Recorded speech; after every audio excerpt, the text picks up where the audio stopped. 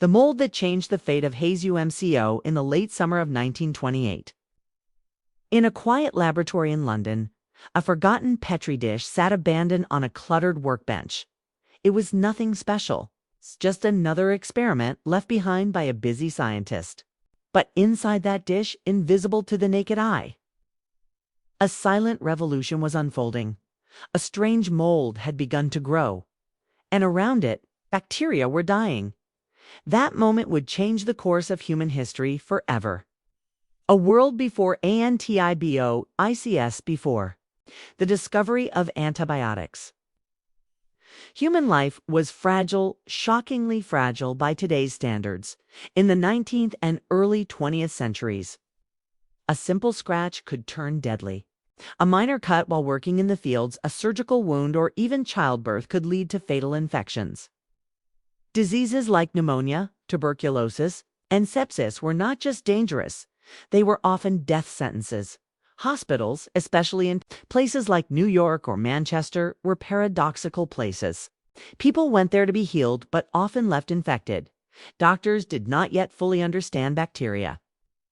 Although pioneers like Louis Pasteur and Robert Koch had begun revealing the microbial world, medicine had not yet caught up without antibiotics. Treatment options were crude: herbal remedies, alcohol-based disinfectants, surgical removal of infected tissue, isolation of patients, Sivan. These methods were unreliable. Infections spread quickly. Death came silently. In World War I, more soldiers died from infected wounds than from bullets. A soldier could survive the battlefield only to die days later from infection. Humanity was fighting an invisible enemy and losing, the man who noticed what others misseed. The story of antibiotics begins with a man named Alexander Fleming, born in Scotland. Fleming was not known for being overly organized. In fact, his messy lab would later become legendary. In 1928, while working at St. Mary's Hospital, he was studying bacteria, specifically Staphylococcus, a type responsible for many infections. Before leaving for a holiday, he left several Petri dishes stacked in his lab. When he returned, something unusual caught his attention. One dish had been contaminated by mold. But what truly astonished him was this: the bacteria around the mold had disappeared. Fleming didn't ignore it. He didn't throw it away. He looked closer. The mold belonged to a species called Penicillium notatum, and the substance it released was killing bacteria. Fleming named it penicillin. WHAT is an antibiotic.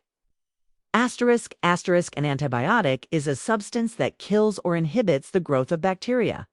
Unlike general disinfectants, antibiotics work inside the human body, targeting harmful bacteria without severely damaging human cells. Penicillin became the first true antibiotic. It worked by attacking the bacterial cell wall structure essential for bacterial survival. Without this wall, bacteria cannot maintain their shape or protect themselves. They burst, they die. This selective targeting is what makes antibiotics revolutionary. Human cells do not have the same type of cell walls, so penicillin can destroy bacteria without harming us significantly. The world ignores a Meyer-Ack lead despite its incredible potential. Fleming's discovery did not immediately change medicine. Why? Because penicillin was difficult to produce.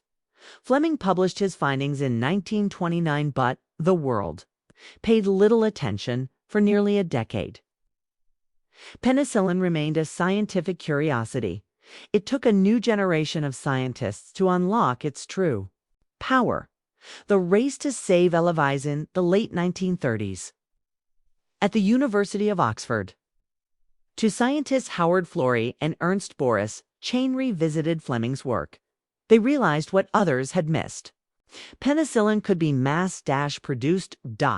With the outbreak of World War II, the need for effective infection treatment became urgent. Together, they developed methods to grow and extract penicillin in usable quantities.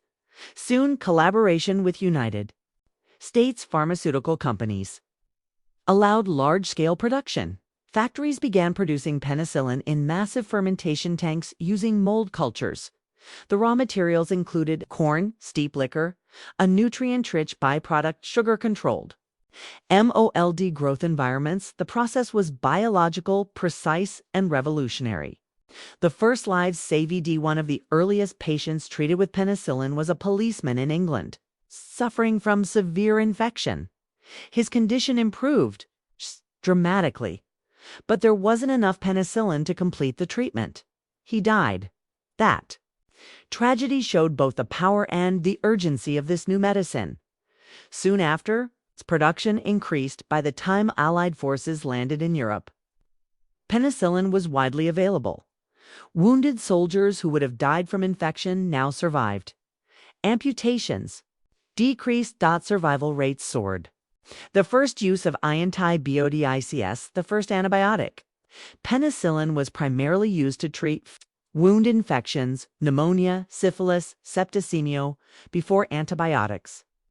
Diseases like syphilis caused immense suffering.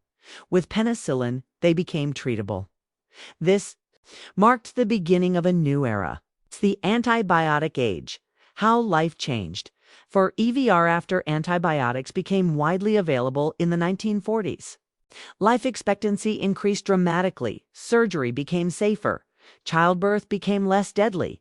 Minor injuries were no longer fatal. Hospitals transformed from places of risk to centers of healing. In countries like the United Kingdom and United States, public health improved rapidly. The discovery of antibiotics is often considered one of the greatest medical breakthroughs in history. Before antibiotics, how did people survive? Before antibiotics, treatment relied heavily on natural remedies plants. Herbs and traditional medicine were widely used. Some had mild antibacterial properties, but nothing like antibiotics. 2. Surgery infected tissue was often cut away.